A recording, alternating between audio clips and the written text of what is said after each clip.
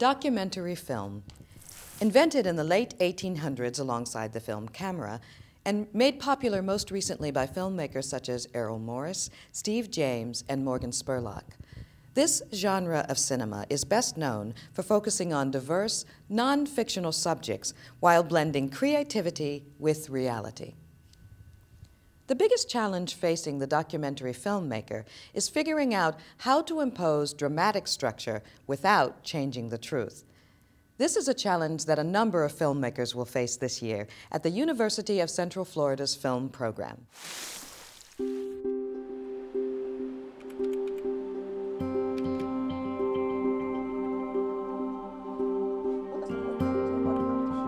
The father of documentary, John Grierson, said that documentary is the creative treatment of actuality. So when you look at documentary as a piece of art, life, reality becomes the raw material for your art, just the way a painter uses paint or a sculptor uses marble. We use real life.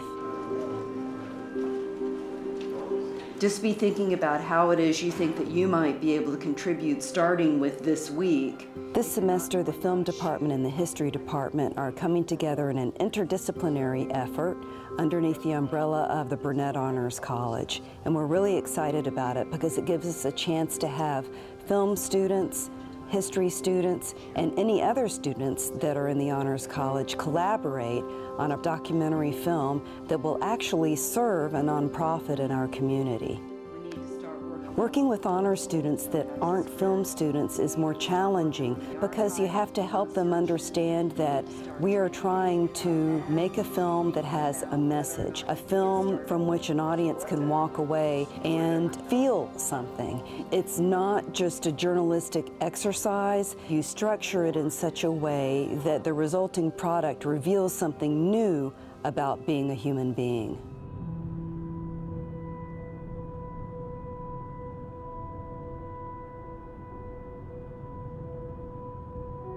It is hard to imagine why Harry T. Moore and his wife, Harriet V. Moore, haven't gotten more attention. I mean, they are the only civil rights activist married couple to have been martyred during the movement, and yet we don't see them on the memorial in Montgomery. We don't hear anything about them in the Civil Rights Museum in Washington. I think it's wrong. Right now we're on State Road 46, which is the two-lane highway that connects Sanford with Mims. And the night of the bombing, the Moores were dug out of the ruins of their home, and they had to drive them all the way from Mims to what was then called the Colored Hospital in Sanford for treatment. And so every time I'm on this road, I'm thinking about what that journey must have been like for Mr. and Mrs. Moore and the people that were trying to keep them alive. And of course, it's just such a sad chapter in the history of this state. And I'm from Florida, and I love history.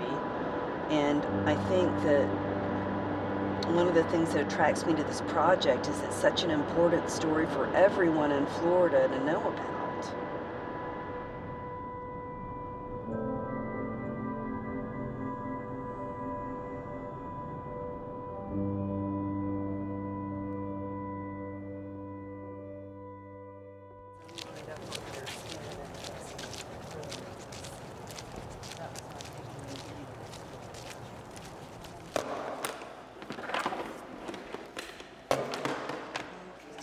Charge your batteries real good? I think I actually have an extra. So. Okay, excellent. All right, let's see. I want to go over here. Oh, it's so good to see you again, Juanita. How have you been? Great. Good, good. Thank you so much for coming out and doing this. We're so excited. Happy to do it. We're excited about our first shoot out here. Great. Yeah. Looking forward to being able to share this kind of history with everyone. Yeah. Here comes Dr. Casanello. He's been talking to them. They've been reading all about the history of it. And Dr. Casanello, you're somewhat of an amateur photographer or professional photographer, aren't you? To some extent, I guess. Yeah. So our focus is on the sound, and y'all's focus is on the visual. Without using Zoom. No Zoom. If you Zoom, you're doomed. So this is a really easy tripod to set up. Press it down until it clicks in, and then move that lever over until it's locked in tight. And it looks like we're getting a level already, so that's good. The batteries are looking strong. Do you have a back pocket I can clip this onto? Right. Thank you. Sometimes if we shoot from an angle rather than straight up the sidewalk, it's more interesting. All right, press your white balance button and get your white balance.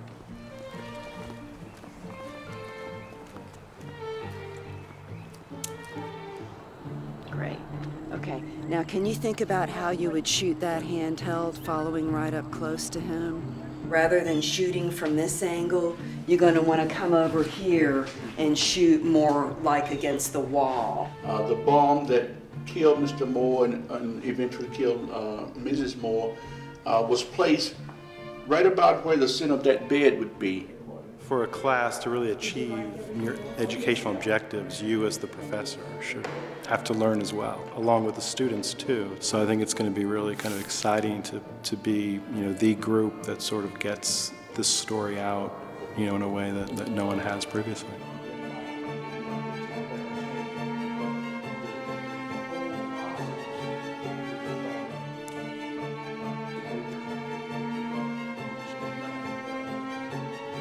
Bill Gary was great, and he went through the motions of everything 2 times for us so that we had a second chance to get it right, and I think we got it right, and I think this is going to be good.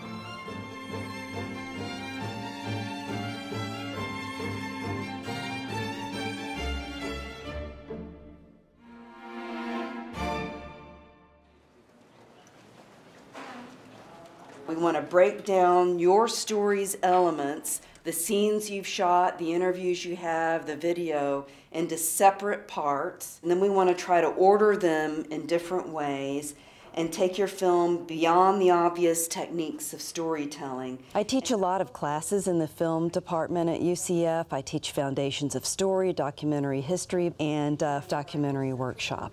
It's a 2-part course, and in the fall the students conduct their research and do their pre-production, and then in the spring they actually go out and shoot their documentaries and then edit them together.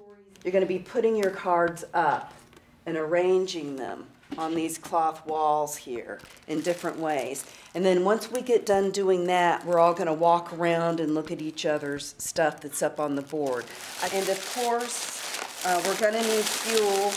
So I brought some candy, and I've got some little peanut butter sandwich crackers too, if you're hungry. So I'll pull this desk forward. And here are the cards. I'm going to be quiet now and let you work, I think. Some of them are advocating social change. Some of them are profiling an interesting person. It's always a wide variety of documentaries.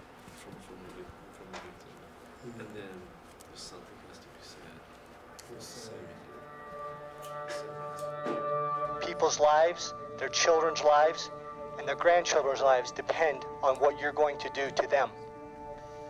And I'm really upset about this. This is, the president wants to create jobs, and these people want to do away with jobs. We can't drive our boat here and drive our boat there. I mean, who is to say where I can drive my boat and where I can't? My film is called The Best Available Science, and it's basically I'm following the fishing communities in Cape Canaveral and Daytona Beach, Florida. I've been following them since early September, and they've started out as a grassroots movement to try to improve the image of commercial fishing with the public and to try to get the government to pay a little bit more attention to their needs. A lot of the regulation is going towards closing the ocean down to fishing, and if that's going to happen, about 300,000 people are going to lose their jobs, and I've just been following their efforts to get that reversed.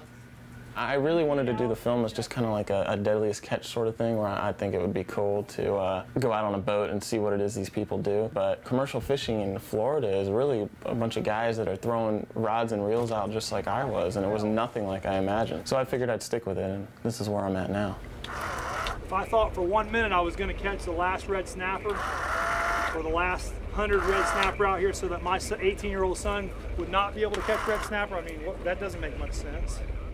If we don't pay attention to the livelihoods of these people, we may never get fresh seafood anymore. It's going to all be foreign seafood. The rest of the world is doing these horrible fishing practices and overfishing and everything, and while the people here are very environmentally conscious, yet they're almost getting punished for that still because of the actions of the rest of the world. I quickly found out that I had to start documenting it right away. So most of my shooting took place before the spring semester even happened, so I kind of got rushed into it. But now I'm glad because I could focus all my time on just editing. Part of my television background wants me to be ethical and make sense and have some sort of substance as far as facts behind it, but I'm trying to be very artistic in this. I've never done something as cinematic as this project before, so we'll just see how it goes.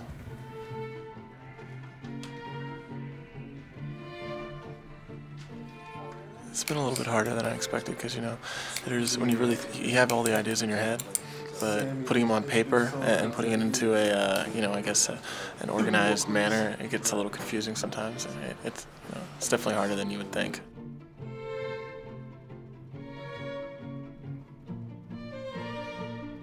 This is a moment when a documentary filmmaker wonders if they have all the elements that they need to tell a good story. If you sit down with a lot of footage in place and you don't know what to do with it, it can be very overwhelming and scary.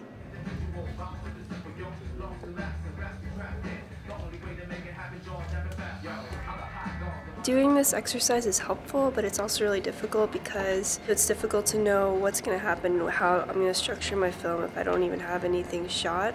I still am more in the planning stages than in the editing stage.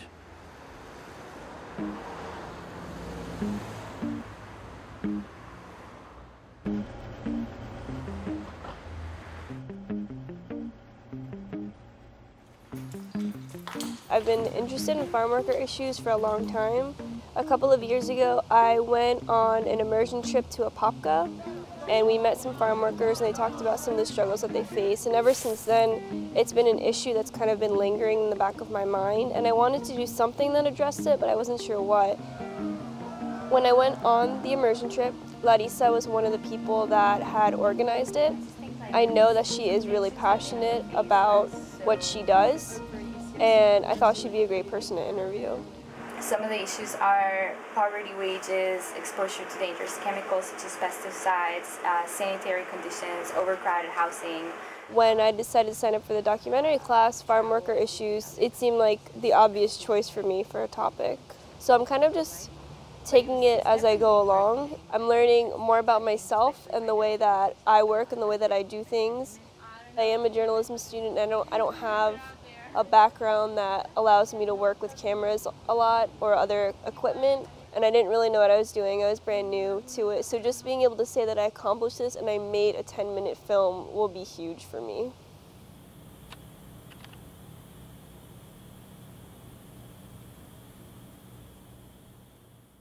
There's always more to the story than meets the eye on the surface of things as you first get started making a film. So we're hopeful that for future shoots that we're going to talk about tonight, that we don't wind up with just 2 students out there. What we're really looking for is 4 or 5 students per shoot, because it's really going to improve the quality of the material that we get. Okay, so Danae, you can guide him if you want him to move over towards the house or whatever. You can tell him, let's go over towards the house and have you describe that some more. Is this memory painful for you to recall and talk about? Yes, it is. I think everything has been going pretty good so far. Like, I've been learning a lot of things that I didn't expect to learn about. I don't know that I really had expectations as to what we'd be encountering and what we'd be studying, so everything has really just been new and interesting and really good to learn. I think the real way to get the other classmates involved in the production aspect of this would be to actually just try to convince them to come out on a shoot, because once they're here and they see the complex and they see the reconstructed house and they talk to the people we've been talking to, it's just really, really great. And I feel like they'll understand more what we're doing.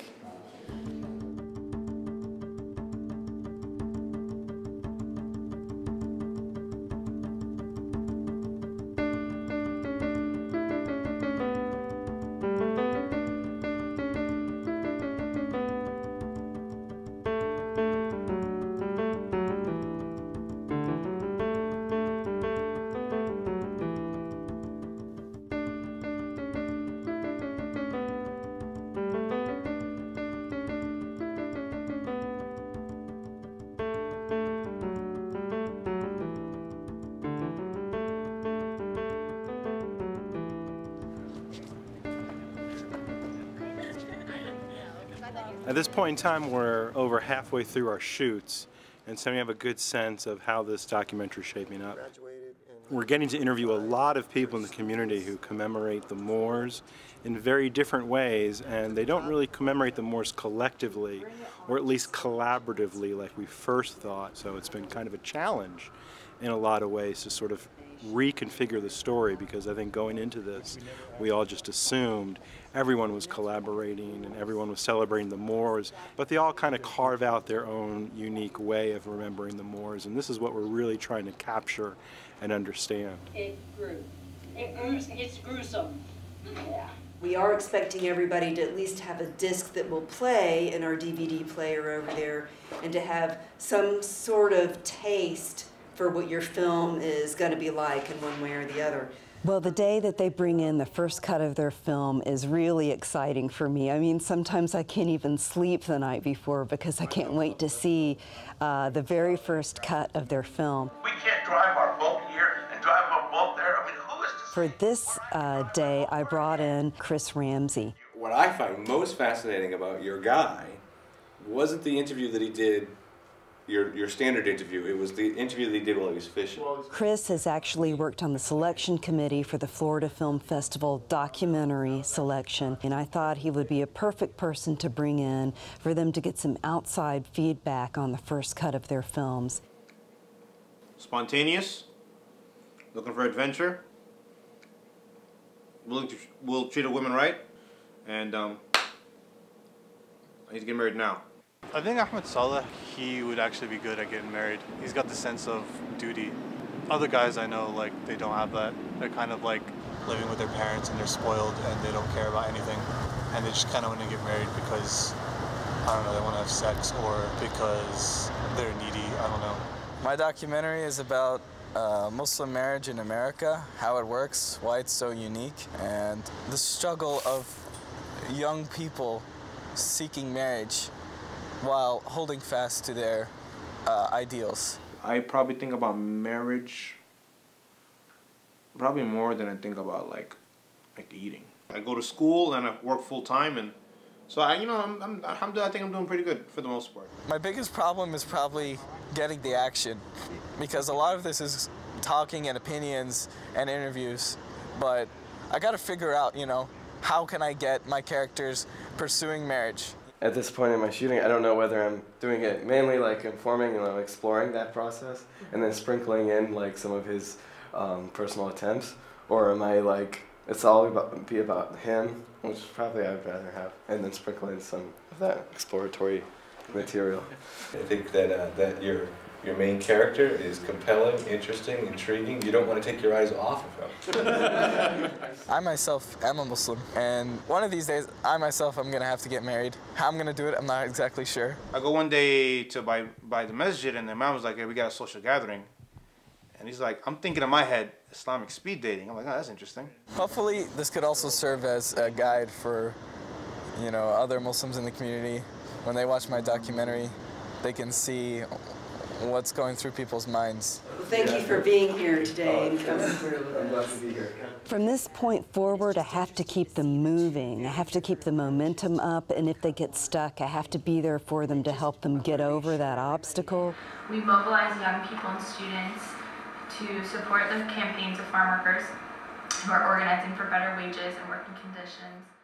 Have we really made any progress? In 2008, a federal grand jury indicted 6 people in a case of modern-day slavery. Tomato growers were charged with beating farm workers who were unwilling to work or who attempted to leave the farms. The growers chained and locked the workers inside box trucks as punishment. The average American eats more than 900 pounds of food in a year. Whose life had been sacrificed for us to have lunch today? I like the way you've tied it together. It's got a beginning, a middle, and an end. That's great. I just think maybe some more showing. Yeah. More showing. I felt like some of the sound bites there were a little lengthy, so break it up with some natural sounds. I think that documentary filmmakers believe that if people walk out of the screening of a film talking about the topic instead of the film, then you've done your job as a documentary filmmaker. Remember, we're trying to find 4 different dramatic arcs. One of the things we got to keep in mind too is the audience. I mean, we're going to be, and I'm not even sure who our audience is, if it's going to be middle school or high school or elementary. This experience really gave me a new appreciation for what filmmakers do, because I just thought, well, it's all about content. So if the content's good, the rest of it really doesn't matter. And the rest of it really does matter, and I think I've really kind of appreciated that working on this project. And this is something I really appreciate Dr. Mills for, because she kind of let me poke my nose in to shoots and recommend shots. And I think that has been, you know, the most exciting thing for me teaching this class, was kind of being able to have control of the camera to some extent. Now we're really getting on track. I know a week or 2 ago we had so much footage and we didn't know exactly what we were doing, and there were so many different directions we could go in, but we've got our outline and then script going, so it's all really coming together. Is everybody aware now of how a documentary really gets made? It's not just recording real life. It is taking the film art and imposing dramatic structure on real life. So originally I was planning to make a film about farm worker activists, and when that wasn't really working out, I talked to my teacher about it, and we decided the most effective and easiest way of doing this was to make it personal, because I do have my own personal experiences with it, and it's something that I know a lot about, so I don't have to go out and shoot and find people to shoot. I can just write from what I know.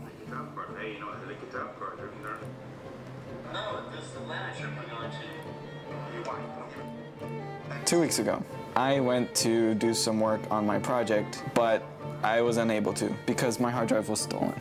So after I got over my week-long depression, I decided that, you know what, I'm not going to give up.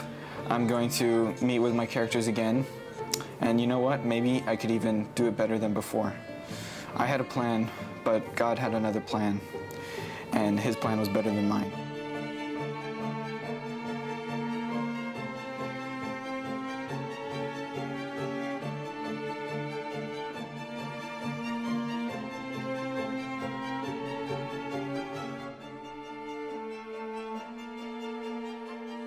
This whole experience has been great. I've learned to be a better filmmaker. Dr. Mills has taught us so much, and I really think I'm walking away from this class not only a better filmmaker, but a better storyteller.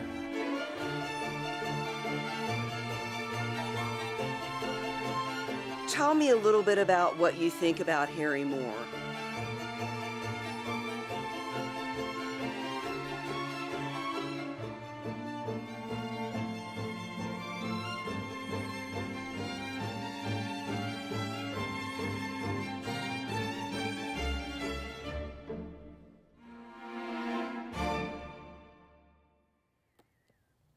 Okay, are you ready?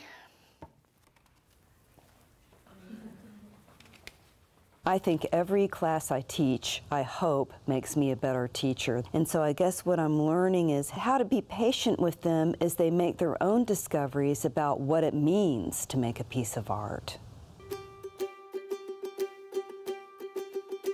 When Mr. Moore came to Brevard County, he came with a history of knowledge of privilege, which means that he had lived other places and he had seen African Americans who were prominent in business, who were prominent in the government and that sort of thing.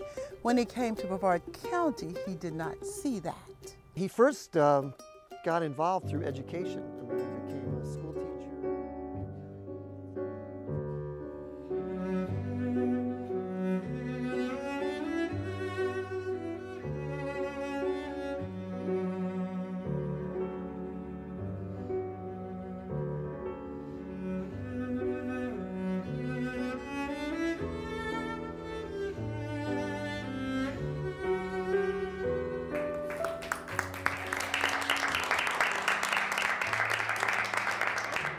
Every single one of you had a hand in making that film. How do you feel? It's so good. Yeah, it turned out really And my well. name was in the credits. Mine was still wrong in the credits, but it was there. It was way better than any documentary I watched while I was in high school. Yeah. A lot more interesting and, I don't know, emotional.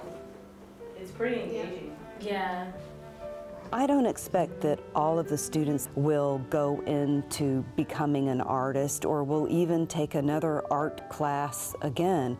But what I hope they'll do is take a better appreciation with them for artists, for creative work, and for the creative process.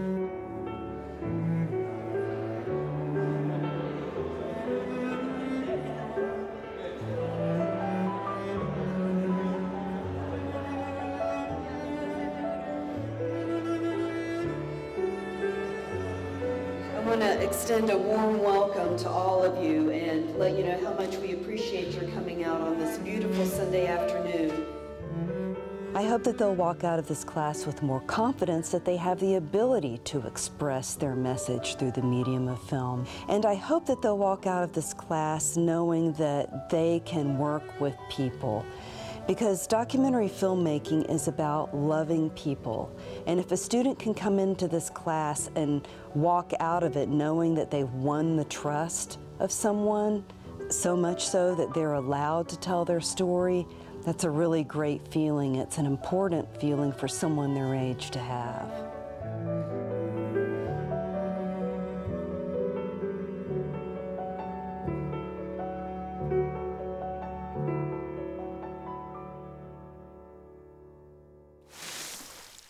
The short film produced in the Honors Documentary class was recently screened to wide acclaim at the 7th Annual Moore Heritage Festival in Mims, Florida.